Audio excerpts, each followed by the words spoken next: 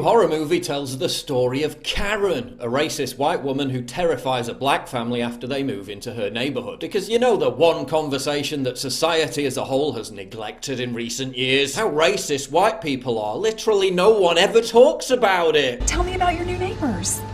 They're black. Do you mind keeping it down? Apparently, after committing a series of microaggressions against the black couple, Karen ends up trying to kill them. We are living next door to a racist. Bad things happen to people that don't comply.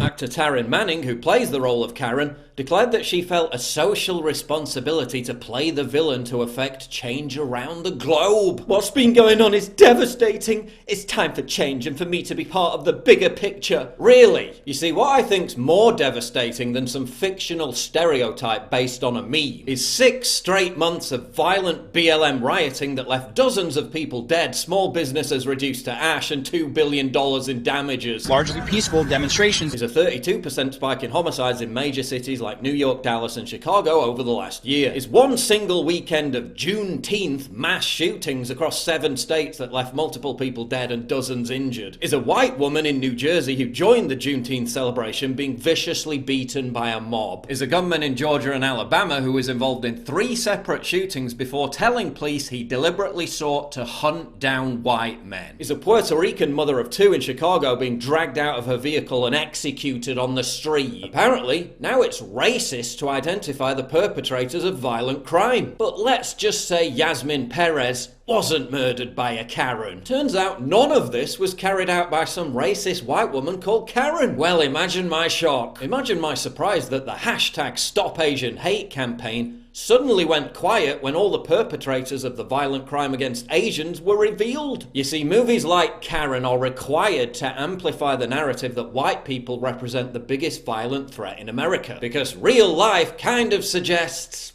that the opposite is true. The reality is such a 180 to that portrayed in the Karen movie that fact-checking organisations like the Poynter Institute are now demanding that local news stations drastically reduce their coverage of local crime stories. Why? Because reporting on them fuels systemic racism. So reporting on the true nature and identity of the perpetrators of violent crime might make people more racist. Gee, I wonder why that could be. They're black. We didn't do anything! So I guess better to just bury the truth or ignore it altogether and pretend it doesn't exist. If Black Lives Matter, why are you telling news organisations to ignore violent crime, the victims of which are predominantly black? Who's the racist now? What's funny is that part of the agenda behind this Karen movie was to rile up white conservatives. Yet it's only succeeded in angering leftists and BLM supporters, its intended audience. Oof, look at that ratio. Because thanks to the Biden administration and the media,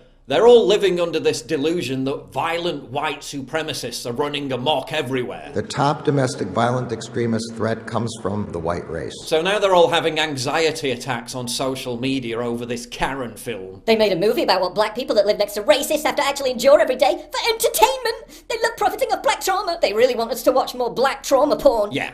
They want you to watch it on a movie screen because it's not happening on any scale in reality. It's less art imitates life and more art imitates shite. Hollywood producers are all clamoring to mimic Jordan Peele's Get Out movie. Producers keep trying to bait audience with this fake narrative that violent white supremacists are running around everywhere killing black people. But if you actually tallied a list of names of criminals responsible for rising violent crime and hate crime in America, just a hunch, but my bet is that Karen is not going to appear very high on that list. They're black. Isn't it interesting that stereotypes are the worst thing you could possibly dare think about portraying in a Hollywood movie? Except for white people stereotypes, then it's literally open season. She doesn't like black people. I guess having white privilege means you're the only ethnicity that the entertainment industry can ruthlessly and consistently belittle, denigrate, demonize, and mock. So privileged.